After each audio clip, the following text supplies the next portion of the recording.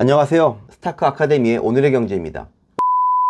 오늘은 영끌하지 말걸, 그냥 파산할래요, 결국 빚잔치, 경매 폭증 이라고 하는 기사 내용을 소개해 드리려고 하는데요. 기준금리가 3.27%에 가산금리가 3.2%가 더해져서 6.47%가 적용된다는 내용의 대출금리 안내 문자를 여러분이 받으셨다면 아마 힘드시겠죠. 기준금리가 내려가면 대출금리도 떨어져야 하는데 그렇지 않으니까 이상하다고 아마 생각하실 겁니다. 그러면 왜 이렇게 됐을까요? 부동산의 경우에는 지난해 집합건물 임의경매 개시결정 등기 신청 건수가 55,422건을 기록한 것으로 나타났습니다. 이는 2010년 56,347건 이후 가장 많은 건수이고요. 임의경매가 은행 등 금융기관에서 부동산을 담보로 돈을 빌린 채무자가 원금이나 이자를 석 달 이상 갚지 못했을 때 대출금 회수를 위해서 부동산을 경매에 넘긴 절차라는 점을 감안을 하면 경매에 넘어간 부동산의 건수가 10몇 년 만에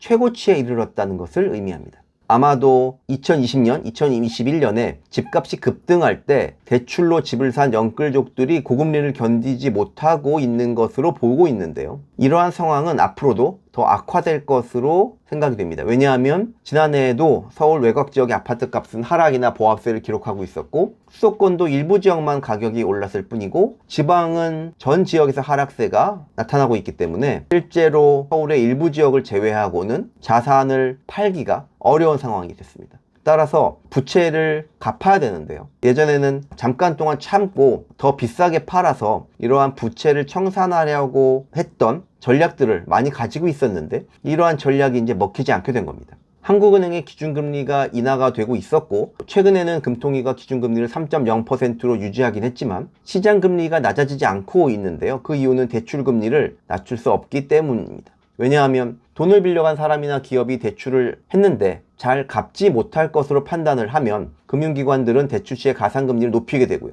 현재 점차 대출을 잘 갚지 못하는 경향이 강화되고 있다고 판단하고 있기 때문입니다. 부동산의 경우 조금 전에 보신 것처럼 임의경매 신청 건수가 증가하고 있다는 것이 바로 그 증거입니다. 그러므로 한국은행이 기준금리가 아니라 한국 경제 상황이 대출금리를 결정하게 되고 한국 경제가 어려워지는 현재의 상황 하에서는 이러한 대출금리가 점점 더 높아질 가능성이 있습니다. 심지어는 미국의 금리가 낮아질 기미가 없기 때문에 금리가 낮아질 것이라는 낙관론보다는 금리가 높아질 것이라는 비관론의 비중을 높여서 의사결정을 하는 것이 필요한 시점이 되겠습니다. 이상 스타크 아카데미의 오늘의 경제였습니다. 감사합니다.